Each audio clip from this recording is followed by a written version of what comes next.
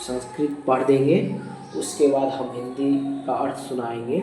संस्कृत और हिंदी दोनों का वीडियो हम बनाना चाहते हैं, बनाएंगे और आप लोग सुनिएगा तो कुछ ना कुछ अनुभव होगा, कुछ ज्ञान होगा। संस्कृत का भाषा ऐसा है कि उसको सुनने से मन, वाणी और वातावरण जहाँ भी होता है वो शुद्ध हो जाता है और अच्छा होता है। तो 44वां अध्याय है, हिंदी में हम इनका स्मरण कर रहे हैं। शरणागत प्रिय, आप अपने चर कमल के अनुग्रह से दीनता का नाश कीजिए, युद्ध क्षेत्र में शत्रुओं का विनाश कीजिए और मुझे विजय प्रदान कीजिए। आपको नमस्कार है, पुनः नमस्कार है। आपका पराक्रम रूप, सौंदर्य तथा चरित्र अपरिमिति होने के कारण संपूर्ण रूप से चिंतन का विषय बन नहीं सकता। आप स्वयं भी अचिंत्य हैं, मुझे विजय प्रदान कीजिए। आपको नमस्कार है। जो लोग विपत्तियों में दुर्गति का नाश करने वाली आप भगवती का स्मरण करते हैं, वे विषम परिस्थितियों में दुखी नहीं होते। आप मुझे विजय प्रदान कीजिए। आपको नमस्कार है। युद्ध में महिषासुर का मर्दन करने वाली तथा शरण ग्रहण करने योग्य हिमालय सुता, आप मुझे विजय प्रदान कीजिए। आपको नमस्कार है। चंडासुर का नाश करने वाले प्रसन्नमुखी चंड के, युद्ध में शत्रुओं का संहार कीजिए और मुझे विजय प्रदान कीजिए। आपको नमस्कार है। रक्त वर्ण के नेत्र वाले, रक्त रंजित दंत पंक्ति वाली तथा रक्त से लिप्त शरीर वाली भगवती, आप रक्त बीज का संहार करने वाली हैं, आप मुझे विजय प्रदान करें। आपको नमस्कार है। निशुंभ तथा शुंभ का संहार करने वाले, जगत की सृष्टि करने वाले सूर्येश्वरी, आप नित्य युद्ध में शत्रुओं का संहार कीजिए और मुझे विजय प्रदान कीजिए। आपको नमस्कार है। भवानी, आप सर्वदा इस संपूर्ण जगत का पालन करती हैं। माता, आप इन दुष्ट राक्षसों का मारकर इस विश्व की रक्षा कीजिए। दुष्टों का संहार करने वाली भगवती, आप सब में विद्यमान रहने वाली शक्ति स्वरूपा है। जगन माता, प्रसन्न होइए, मुझे विजय प्रदान कीजिए। आपको नमस्कार है। दुराचारियों का दमन करने वाली तथा सदाचारियों का समय पालन करने वाली भगवती, युद्ध में शत्रुओं का संहार कीजिए और मुझे विजय प्रदान कीजिए। आपको नमस्कार है।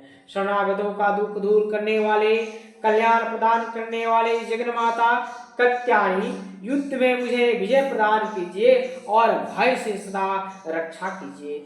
श्री महादेव जी बोले, मुनि श्रेष्ठ, इस प्रकार उन महात्मा श्री राम के द्वारा भगवत की स्तुति किए जाने पर सहसा आकाशवाणी हुई।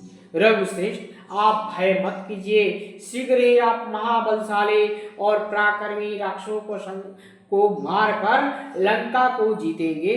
शत्रुसूदन, सृष्टिकर्ता ब्रह्मा ने बिल्व वृक्ष की छाया में मेरी पूजा की है, अतः मैं आपको अभिष्ट वर प्रदान करूंगी।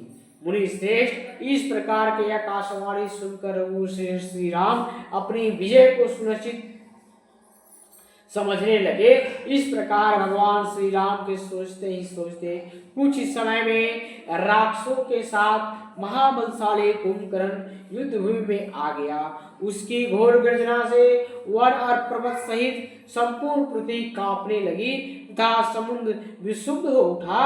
उन राक्षसों के रथ, घोड़े और हाथियों की घोर गर्जना तथा वायु वेगशाली योद्धाओं के बल प्रयोग से उठी हुई वायु से पृथ्वी कांपने लगी। हाथ में अस्त्र लिए हुए उस महाबली दुर्धर्ष कुंभकर्ण को देखकर सभी वानर भय से व्याकुल हो उठे और दिशा विदिशाओं में स्थित हो गए। तदनंतर श्री राम ने भयदायक उस राक्षस को आते हुए देखकर देवी को प्रणाम कर बाएं हाथ में धनुष ले लिया और वह राक्षस भी पैर तथा हाथ के प्रहार से वानरों का मर्दन करके और अन्य वानरों का भक्षण करते हुए श्री राम के सामने आ गया।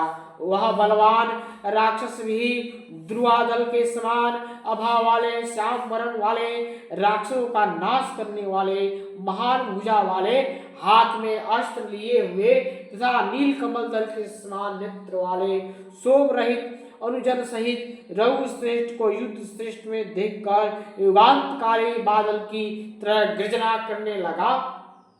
मुनि श्रेष्ठ रघु श्रेष्ठ श्री राम भी प्रसन्न होकर ब्रह्मांड को शुद्ध करने वाली घोर गर्जना करने लगे। तदंतर युद्ध आरंभ हो गया।